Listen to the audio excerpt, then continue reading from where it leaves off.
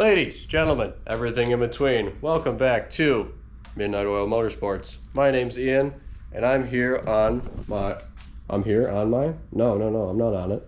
I'm here working on my 1991 Mazda Miata mid-track car build doodad thingy. Guess what? We just installed coilovers. Good job. What's next? Well, we got some absolute meats over there, and I can tell you for a fact these wheel studs are not going to do the trick. So what I'm going to end up doing here is I'm going to install on every corner a set of ARP wheel studs. These are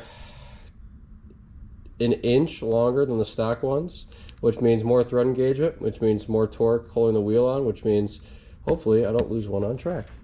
I've also got, for these wheels, a set of hub-centric rings. These ones I am now realizing are probably a little bit too small, as in like depth-wise, but they will work for right now. Now the set of lug nuts I'm going to need for this car are going to be spline drive, because there really is not that much room in the wheels to be able to fit a socket, so we're gonna have to go with these. Don't really like spline drives, but as long as you're careful putting them on, they should be okay. Now, this being said as well, I really want to go with a set that is longer and also is through. I tried to punch a hole through this one. I thought these were just caps. These are not just caps, these are casted. So I need to figure out what I'm going to do here. Probably got to get another set of lug nuts. These ones will do probably for right now, because they're still deeper than the standard lug nuts I've been using. And I'm probably just going to use a couple of them, probably like 2 of them on each wheel for right now, just so that I can mount the wheels, check my ride height, make sure that I'm where I want to be. Might need to raise it, might need to lower it, I don't know. We'll see what happens, but these will do for right now. Those are the wheels. They're taller than my old set of wheels, and the old set of wheels are just some 225 Hoosiers with the TR Motorsports. I believe these are the C3Ms 15x9s. These were just from Tire Rack. You get them real cheap, and they were made for a Miata, so they worked pretty good. I didn't really like the look of them, but oh well. Anyways, let's get down to business here. This GoPro is already dying. That's great. And yeah, I'm gonna get everything set up here while this charges a little bit, and maybe we can hang out for a little bit. That'd be pretty cool. I'm now on 8%. Okay, nice. Let's get into it. Okay, in an effort to make this video shorter than the last one, I've taken the brakes off already, because I'm assuming if you're looking up a video about putting in extended wheel studs in your car, you're probably know how to do brakes. So here we are. I got no brakes on homeboy, so pretty easy to get the studs out. All you got to do is take your good old hammer. You need a pretty big hammer. This is a 4 pound. Take a 4 pound hammer and just give them a good old thwap. Because all these are held in by are some what's it called? Some friction fit tabs. Let me I'll show you when I take one of these out.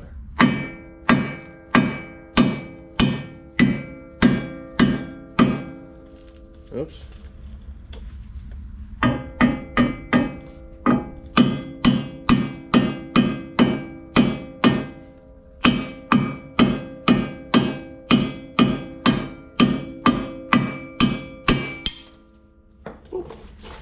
There's one of them. Oh lordy. Oh.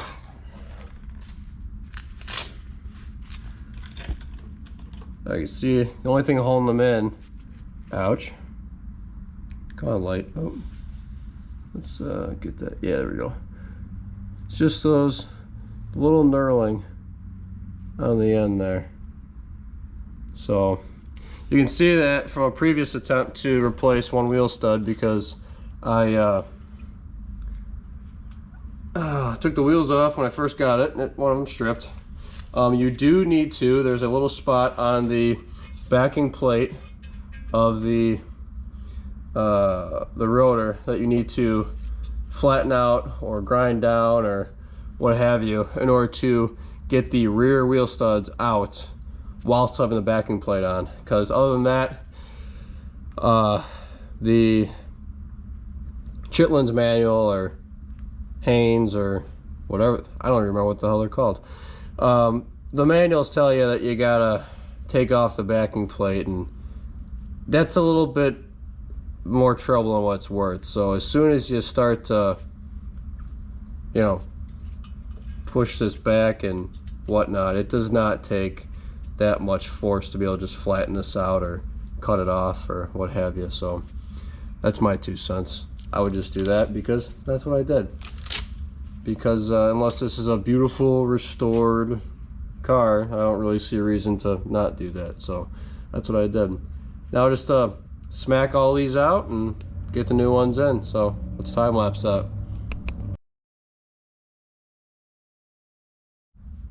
Alright, so before I load that one in there, I have got a standard stud compared to a ARP stud. See how much longer these are? It's nearly twice the length, which is incredible. That being said, like I said, more thread engagement means more torque holding the wheel on, which means less likely to fall off. These thicker wheels that only have a couple threads, with thicker wheels than these, I'll get full thread engagement, which is exactly what you want. Now, there are a couple different ways to put in a wheel stud. Now, where are my gloves? Do not know where my gloves went. These will have to do. Some people use an impact. There's a wheel stud installer tool you're actually supposed to use. I don't have one, so I'm going to use my impact for this first one. There's other ways to do it. You can take an air hammer to the back. You can hammer it in that way too. You can use a normal hammer and hammer it in from the back. But yeah, so I do not have the actual wheel stud installer. You press it in too with a big old ratchet and a lug nut, but I'm gonna end up using a lug nut and with the through hole, thread it on there, and just absolutely just send her home, so that this you'll be able to see from the back that this the backing plate is touching the back of the hub. So let me see if I can get this tapped in here, and yeah, hopefully we'll see.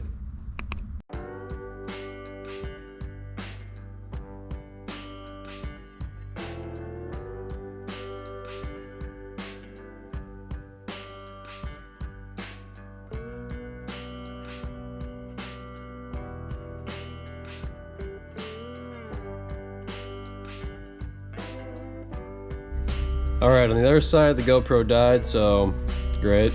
So I'm just gonna time lapse this side.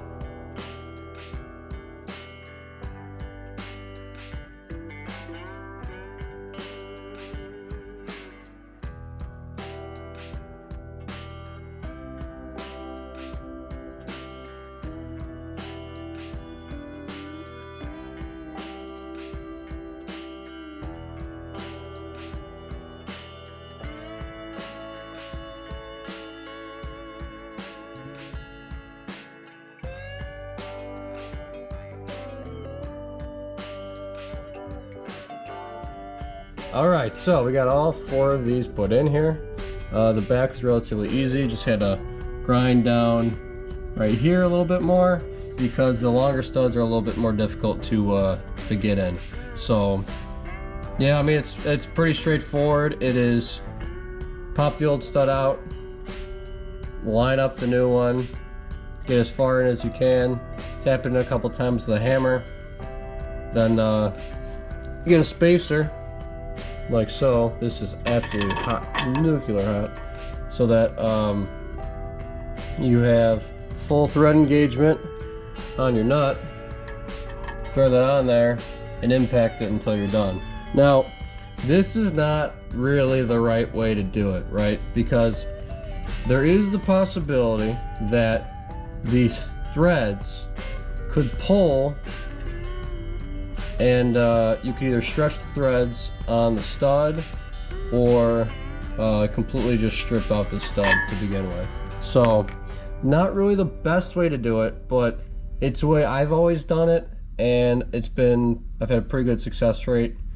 You can see on the ends of these, I mean, the coating's coming off them a little bit, but other than that, they're okay. What you're really supposed to do is there's a tool that you can push on the back to be able to press it in. Another time, I've also seen you can use a air chisel to air chisel from the back. I was going to try to do that, but unfortunately my air chisel is way too long. But yeah, other than that, like I said, pretty straightforward. Just ugga dugga and keep going. I used to use the electric impact, but the electric impact the battery died, so I had to charge it. I only got one because I've got the Earthquake, the Harbor Freight one, which it works great. But I actually like using the air impact better because the dog is a lot slower on this than the electric impact. So it's really easy to be able to just watch the stud slowly start to bring itself in, and then once it's fully seated, you are really only hitting the dog maybe 1 or 2 times before you end up stopping. So it's actually pretty good. I like the pneumatic one. If you have a compressor big enough to be able to run a large pneumatic impact, I suggest doing that because it is a lot slower, which decreases the risk of you stripping threads. So that's my 2 cents there. But yeah, other than that, rears are done. Now we're off to the fronts. Front's gonna be the same thing as the rear pretty much, except it's easier because the heat shield or the brake dust shield doesn't get in the way. So all you gotta do is take off your brakes and do the same thing, but I'll just go up there and take off the brakes and show you up there too in case you want to see what it's like up front. So stay tuned. All right, well, we're up front here.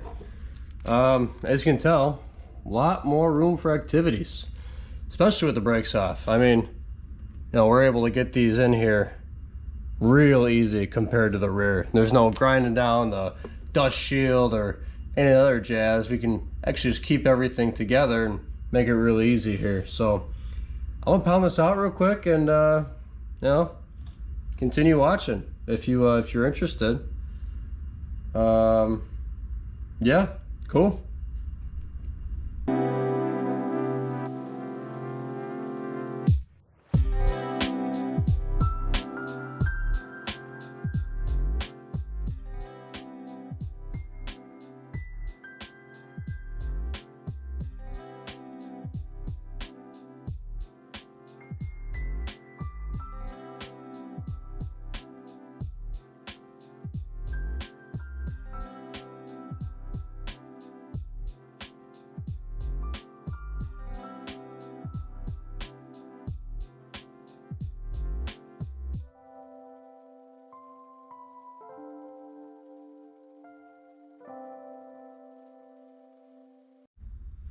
All right, so calling it a night tonight for right now.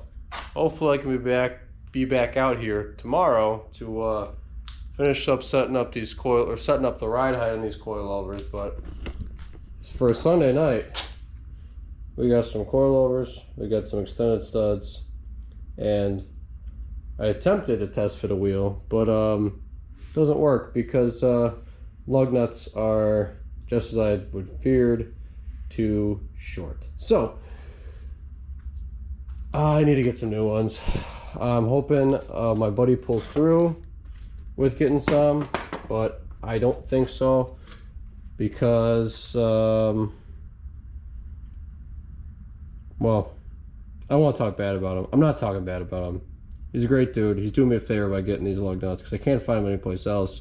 Looking for spline drive, open end. Can't really find those in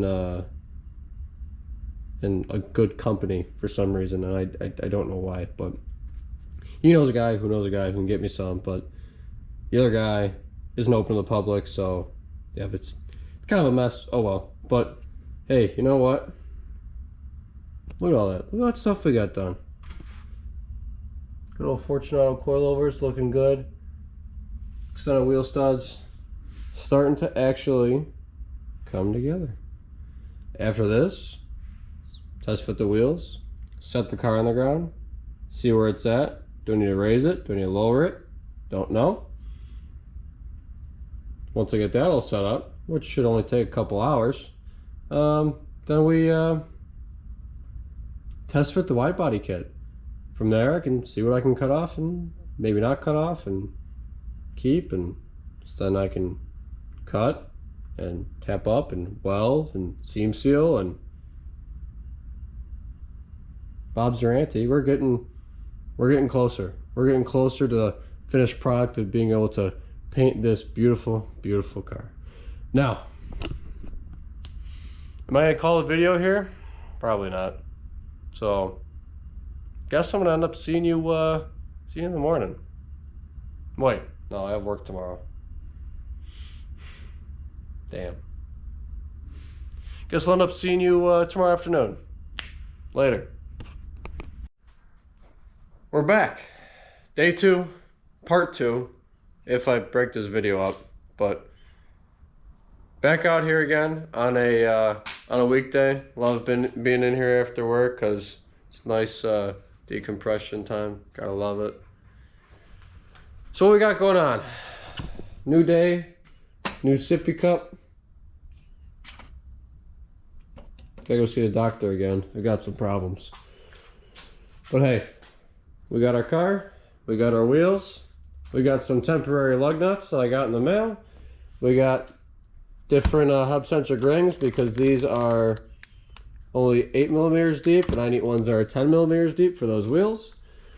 And other than that, we're gonna get these wheels mounted on temporarily, put this car back on the ground for the first time in about, good lord, it's probably been about 3 or 4, actually it's probably been about 5 or 6 months at this point. That is embarrassing. Anyways, get this on the ground, see where the ride height sits, see if it contacts the quarter panels or contacts the fenders. But other than that, let's start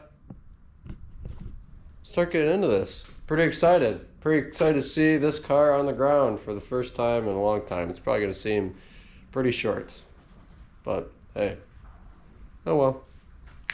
Let's get to it. Now, I just realized I didn't even do the big wheel reveal here. These are my old wheels. These are a set of, I think I covered it in other videos, 15x8 TR Motorsports C3Ms. You get these through Tire Rack for a certain period of time. I know they stopped offering them now, so makes them kind of neat, I guess. But these are just wrapped in a good old 225 45 15 Hoosier A7. I used to buy takeoffs from different spec Mustang groups because this is the tire that they run, and it performed pretty good. Not too bad, definitely not the best, but as far as the Achilles heel for this car being grip, the Hoosiers were really the saving grace. And I was getting them for a set of 4 of them for about $100 or so. So I think it was 120 bucks for 4. And considering they're Hoosiers, that's cheap. That's very, very cheap. Just the problem was most of them were in central Michigan, so kind of a drive from northern Illinois, but you know, it's for cheap tires, it was cheaper than buying new Hoosiers in the same size, which were about $300 a corner. Now, for the new wheel, if I can get this in the shot here, okay. We have some beefcakes. We have a set of JRW or Youngblood Racing. I probably butchered that. These are the Series 500s, I think. 500s? I don't know. 500s? 500s. Yeah. Series 500 wheels. These are meant specifically for Miatas again, and these are actually a 15 by 11. Not too many wheels you can get from Miatas that are 15 by 11, and also not too many tires you can get that are meant to fit a 15 by 11 wheel. Recently, a new competitor has come to the market with a 15 by 11 that was the most cost effective in for me, since I was buying these wheels and they're already pretty expensive. These are wrapped in a 285 3015 Vittor Tempesta P1s. P1s? P1s, yeah. These are their new 200 tread tire. I've never used them. I've seen a couple other people start using them this season. I've heard good and bad things about them. I hear they're more autocross focused than track car focused. That being said, on my ND, I actually run a set of RT660s, which these have been compared to a lot, which is good because it means it's something I'm going to get into and be very familiar with. But yeah, going up, what's that, 3 inch? Yeah, 3 inches in tire size. You know, that's, comparing the two, it's huge. It's gigantic.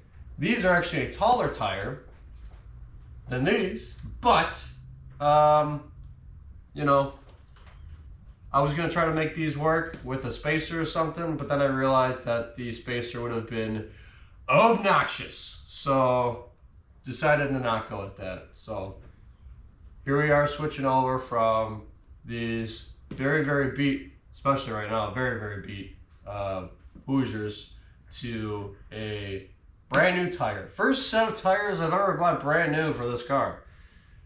Pretty wild. I've gone, this is gonna be year 8 of owning that car. And have never put a set of brand new tires on it. They've all been used, all been takeoffs, which is, if you're getting into racing, a great way to do it. Especially in something that's as common as a Miata, because you can look up your tire size on Facebook Marketplace or Craigslist, and you can find stuff like this, like Hoosiers, which are normally, like I said, $300 a corner for less than one tire for an entire set. This though, unfortunately, since it's a less common tire size, I could not do that. And not only that, but there are only, I believe right now, 5 tire options, and 3 of which are Hoosiers and are over $500 each. That's a lot of money. I don't want to do that. So, trying something new. We'll see how it goes. Enough on that rant. Let's get these on the car, because I am so excited to see these on the car. It's been a long time coming.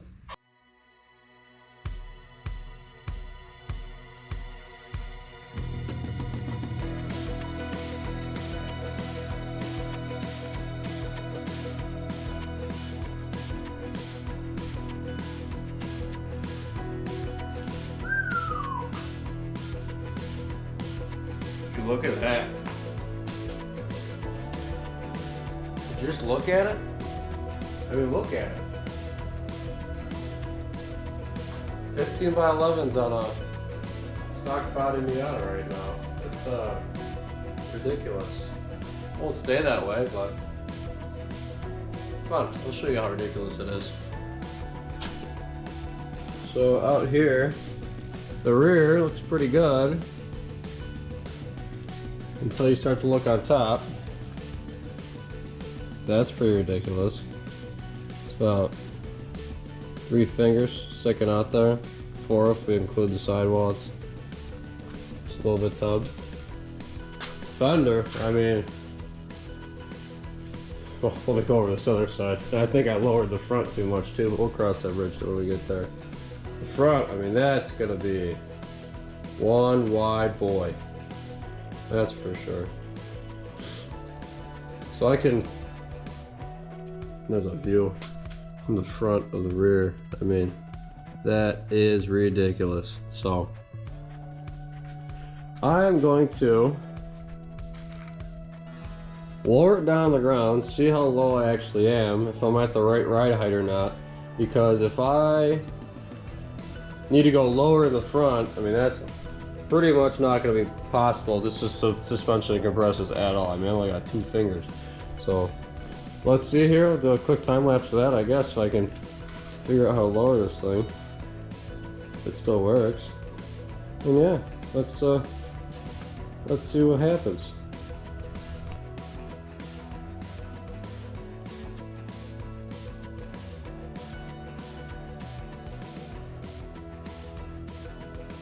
About to lower the car now.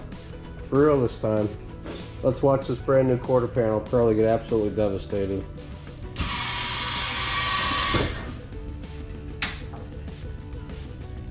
Okay, brand new quarter panel did not get absolutely devastated. Pretty happy about that. Where are we at here? Probably go a little bit lower on the back. The back's not too bad. But we really want to check our height on the pinch welds because that's what we're going to be doing. We're going to be basing my alignments off the 949 Racing Super Miata alignment, and the car is rolling. Yoink. The front tire, I can already tell you I'm going to have a whole bunch of issues here with stuff hitting when I'm turning the wheel, but we'll cross that bridge when we get there. Let's take a look at this fender. Oh man. Is there a gap here? Well, actually, nope, fender is resting on there. Okay. Yeah, fender's resting on there. So we're gonna need to go higher in the front, definitely, because that's pretty low. Again, I gotta measure the pinch welds and everything, but I'm gonna take a look at the quarter panel that I haven't screwed around with there, and we see the same thing, about 3 fingers. But again, we're measuring from the pinch welds to get our ride height set, because that's the important part. But hey, what do I know? There you go. You can see again. See that fender gap there? The fender's flaring out because the top of the fender and the wheel arch is being pushed out by the wheel. That's cool. So alright, do some measurements here. If you want to measure from our pinch welds. Okay, so here we are on the ground. Took you off the tripod. Here's how you measure from the pinch welds here. Pretty much, Super Miata has a pretty good write-up on their website, but if you are interested in just watching a video, I guess here's a video. They're measuring, you can see that there's a dimple here and a dimple here.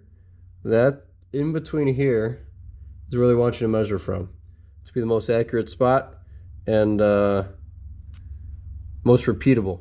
Because if you have something like a fender lip that you're measuring from, you have to measure from the center of the wheel to the fender lip. It's not as accurate, especially if you have your fenders flared, or if you rolled them or something like that. So kind of difficult to do that. So we're just measuring from the ground up to here.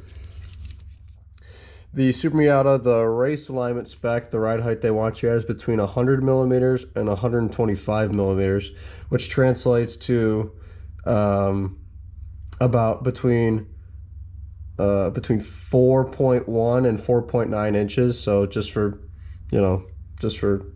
imperial's sake, we'll say between 4 and 5 inches. Now, on the alignment specs, it does say on there, it's just assuming that you have a 22.7 to a 22.9 inch tall tire. So that's what your standard 225/45 or 245/40 tire is, around there. Now these tires are a little bit shorter. They're at a 22.1 inch tall tire.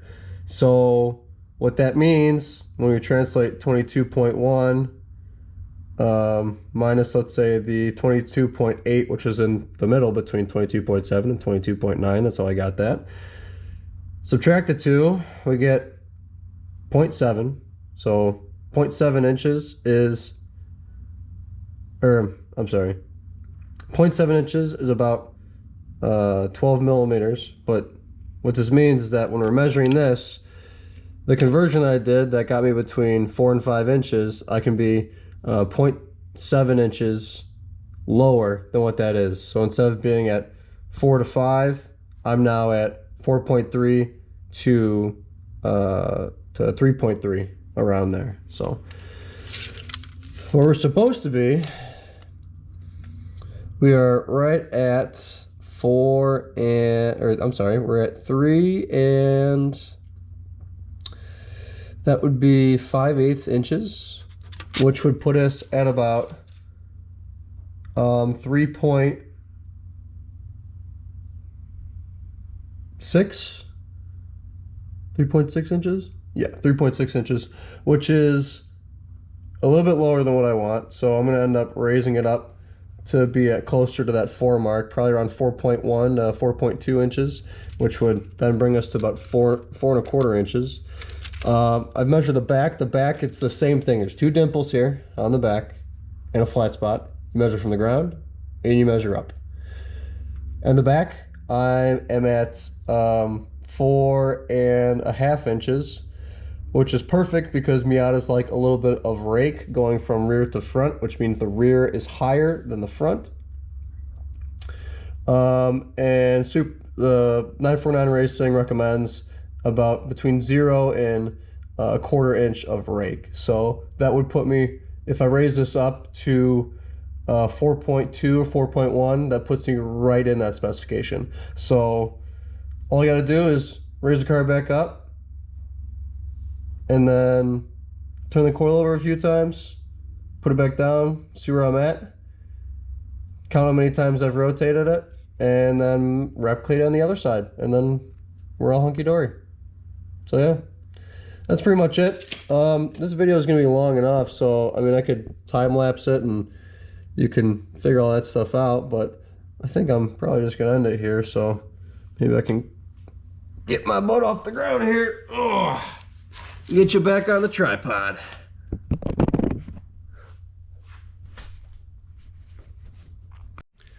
Okay, I know I explained through it. Man, my hair is a mess. I know I explained through it, but I can show you the end results when we're done if you like. Or maybe I'll add in just how to adjust the coilover up and down. Might be a little hard to see, but maybe. I'll do my best here. Let me not make an intro right now. I'll be right back. Alright, so we can see here, I took the wheel off because it was going to be near impossible to do it with the wheel on here. So here's what we're going to do. We're going to take a wrench, we're going to grab it on the coilover. We want to spin the coilover to the left because, very simply, we want to spin it out of the bottom, which then raises it up. I marked the top, or I marked the shock with a piece of tape. I'm referencing it to the upper ball joint so that I know exactly when it's going to be at the correct doodad there. Come on now.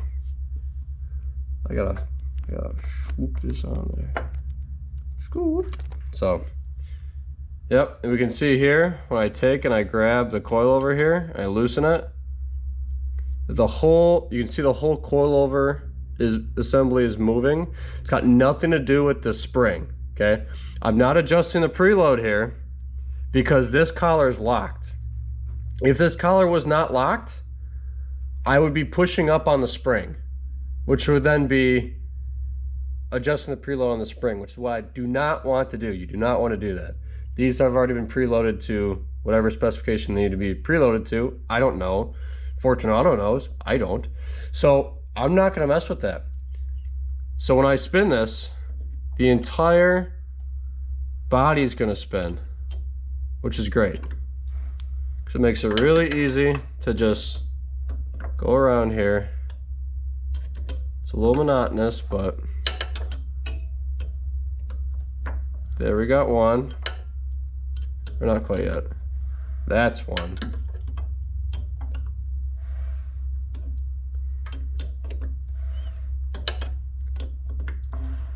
This makes it a lot easier than taking the coilover on and off a million times. There's two. How are we going to do the half? Well, quite easily.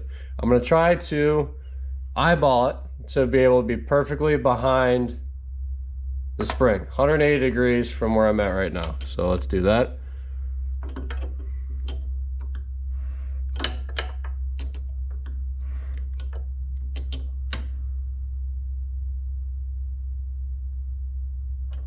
Right about there, probably a little bit less, but we'll call that pretty good. So, all right, now it's just getting the wheel back on. We'll loosely put this collar on here because we might need to adjust it some more. I don't know. Again, I'm taking a guess that each thread was 0.1. So if it's close, then I'll live with it. If it's not close, then I'll go higher. It's just that easy. This step becomes pretty monotonous, so I'm not going to show you how to do it in all four corners. It's more so, here's one corner, this is how you do it, and when I'm done, that'll be it. I'll show you the finished product. So, cool, now you know. I forgot to mention this, and I'll mention it now so that nobody forgets here. You can't see on this side, but the other side here, there's a an Allen key, which locks this in. You want to make sure that the Allen key is tight. If the Allen key is not tight, this is going to end up moving, and you don't want that to happen. You want to make sure that this bottom one, because you see the bottom's loose, get it all the way down, as far down as you can. Let me see if I can move the camera here to a better angle. There we go. As far down as you can. Boop. Is that better for you guys? There you go. It's a little more gooder. Maybe? Yeah, sure. As far down as you can. Then you take your wrench. Comes with two size wrenches. This is a smaller one, obviously. And you want to make sure that this is tight. Because again, you don't want your ride height changing while you're driving, because that would kind of suck. So tight as you can against the bottom. Okay. Then you find where the Allen key is on here. It's somewhere. I actually can't see it. It's on the opposite side. That makes it real nice. And the way you're supposed to do this is put the Allen key in the hole and then tap it with the mallet a couple times. And unfortunately, I do not have an Allen key long enough to be able to do that. So I'm taking just an extension on a ratchet and a little socket here. So don't know what happened. GoPro just decided it wanted to shut off. Don't know why. But hey, extension, hex with a 3/8 and ratchet makes me be able to get in here, feel around a little bit.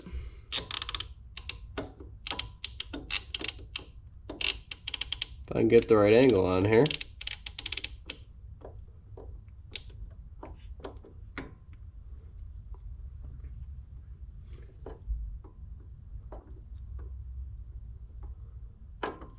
Good lordy. First day, huh? Yeah, I guess so. Oh, you know, it'd help if I had the 4mm on here, not the 5mm, because that's a 4mm Allen, not a 5mm Allen. That would explain why it doesn't fit. It's okay, take two. Let's put the 4mm in there. And I just kind of, you feel some resistance. Another quarter turn. That should be good. You just got to remember and keep in mind, these collars are aluminum, okay? And very easy to strip these bolts out. So just be mindful of that. You want it to be tight so that it doesn't move, but not tight enough to where it strips. So just don't be a gorilla with it. Just kind of feel it out, and it should be good. But yeah, fronts are done. And I just gotta torque up the rears, make sure those are good.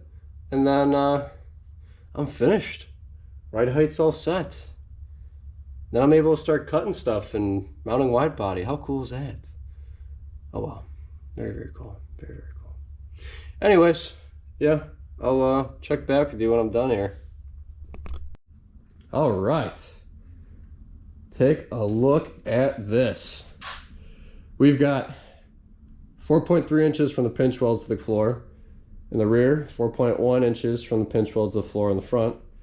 Again, this is all based on Super 949 Miatas, or 949 Racing Super Miatas alignment specs, the race specs. So this is not going to be for a street car. It's not going to be for a dual duty car. It's going to be for a race car for the most part, 90% of the time. So there's that. Love how everything fits. Everything's really coming together. 15 by 11s look absolutely ridiculous. Hopefully my wide body kit will cover those. If not, I'm in for a world of trouble. The fronts, everything fits a lot better. I know my front bumper bracket's gonna be an issue with redesign that. It's okay. That was temporary anyways. Front fenders. We got about a finger of a gap. Rear quarters. We've got about 2 fingers. So great. Awesome. Awesome, awesome, awesome.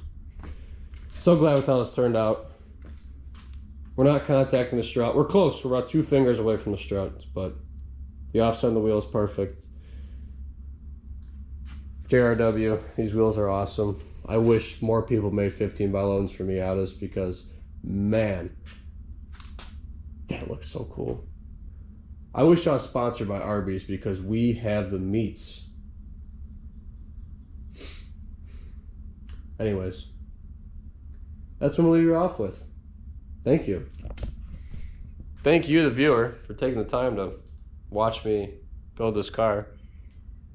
I appreciate each and every one of you. I really do, because I like doing this. I do like making videos. I think it's fun. It's fun for me to document it, and it's also fun for me to see people's reactions on it. I know a couple of my friends know about my channel, and that's cool. Thank you to my 5th subscriber. I have 5 subscribers. I cannot believe it. That's 5 more than I thought I was gonna get. Well, actually 4 more, because one of the subscribers is myself, so, because you can do that. But yeah, no, I really appreciate each and every one of you for tuning in, whether I get 1 view or 1,000 views. Doesn't bother me. I'm not monetized. This isn't my job. This is my hobby. So again, thank you. Thank you for your time. Thank you for being here, watching me document building my car, because that's what's cool to me. And if you think that's cool too, that makes you cool. So thank you. Man, I love this car. Anyways, thank you for tuning in to Midnight Oil Motorsports. My name's Ian, and I'm gonna leave you off the beautiful shot of this car. Well, soon to be beautiful. We'll see what happens there. And my very cheaply built turbo kit. Thank you for tuning in. And just remember, the only way your car's gonna get done is if you work on it. Get out there, work on it, do what you need to do, get it running, because cars are meant to be driven, not just sit in garages. So with that note, I'm out of here. Have yourself a great night, great evening. Keep your sippy cups full and burn that midnight oil. Later.